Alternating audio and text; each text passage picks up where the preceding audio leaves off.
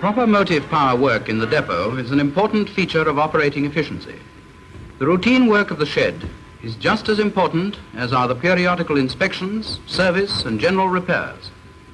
On the work of the shed depends to a very large extent the successful running of the engine, and lack of care may lead to complications of the most far-reaching character. Every train to time on every day of the week cannot be successfully achieved without the wholehearted cooperation of the men of the motive power depots. The hose bag arm on most modern water columns swings clear automatically, but even then the arm may get stuck, as this one has done. Had the driver not been alert, he would probably have run into the hose bag and damaged it. See that all hose bags are left clear of the track and secured after use. Delay here is liable to hold up following engines.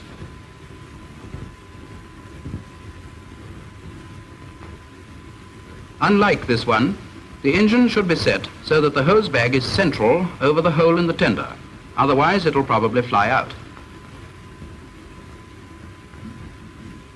Inattention leads to waste. Watch this incident associated with watering an engine.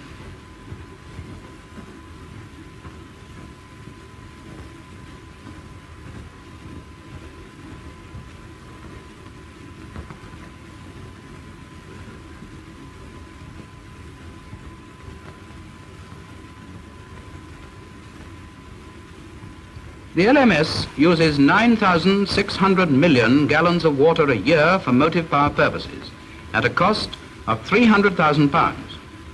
If each engineman could prevent the waste of only 5 gallons a day, the annual saving would be £2,750. Water running to waste. Save water and save money.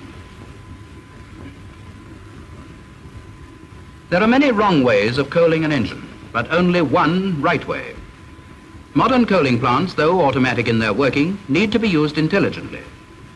First point, establish that the water is running. Second point, see that the lid to the tender tank is closed.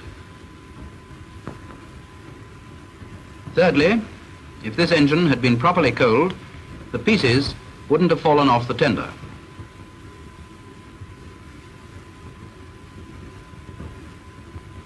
This is the right way of coaling an engine.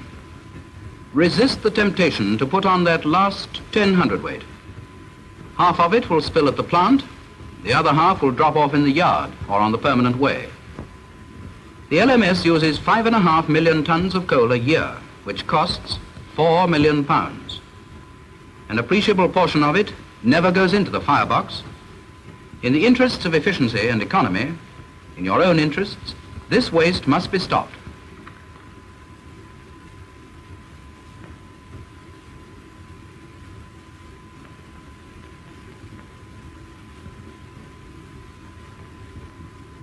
Wrong methods of coaling may have serious consequences. A piece of coal may fall from the tender 100 times without doing any damage. But the next time, it may land on a crowded platform, or may hit a plate layer with fatal results.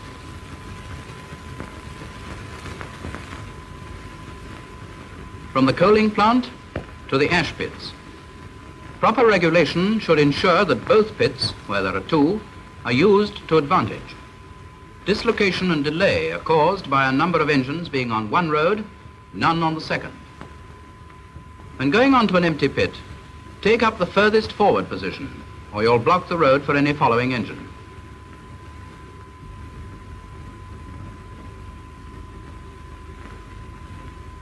Now the fireman of the first engine can get on with the job of clearing the smokebox ashes. On most ash lifting plants, the skip drops automatically to the bottom of the chute. But some plants are not automatic, and the skip may be left at the top. Cases have occurred where ashes have been thrown down the chute when the skip has not been there. Then the chute has to be emptied by hand. More wasted labor.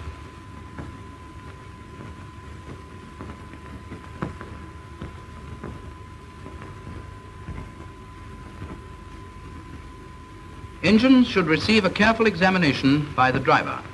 On the first engine, the fireman is about to get down into the pit to rake out the ash pan. The driver is making his examination. Open your damper, George. The driver leaves his examination to comply with the fireman's request. The damper should, of course, have already been opened.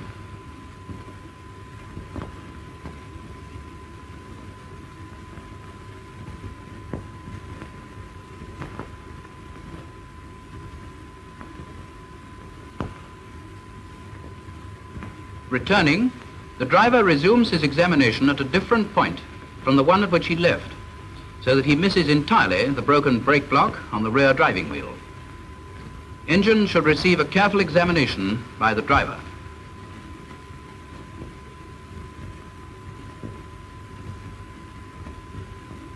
The fireman sees that the ashes in the ash pan are properly slaked. The ashes fall cleanly with a plop, and there's very little dust.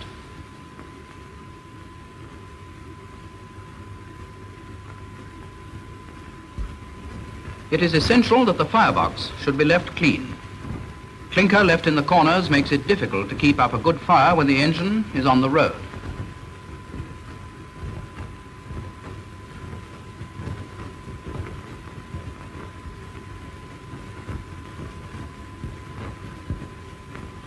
Have you ever had this happen to you? Thought so. The fireman slogs away in an effort to keep up the pressure, all to no avail. Pressure falls, the engine loses time, and the arrival indicator board shows the result. Not too good, is it? Always remember to have proper regard to the correct methods of engine disposal. It makes for efficiency. Correct methods are as easy to carry out as are wrong methods. The fireman rightly walks into the shed in front of his engine to see that the road is clear. Be careful to observe the correct routine when leaving an engine. Stopcocks and regulator should be closed. The cylinder cocks left open. See that the boiler is well filled up. Leave the reversing gear in mid-gear. And of course, the handbrake hard on.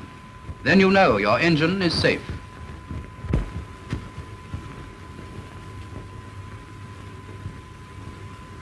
On the way to book off, the fireman hands in his tools.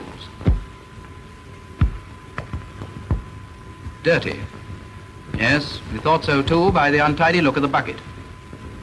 Still, all the tools apparently are there. But it's the fireman's job to clean his tools, not the store's issuers.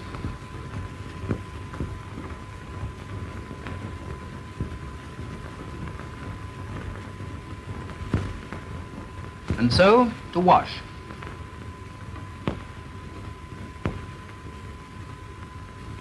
Here, have a heart. I said wash. Misuse of materials leads to waste. What would your wife say to this?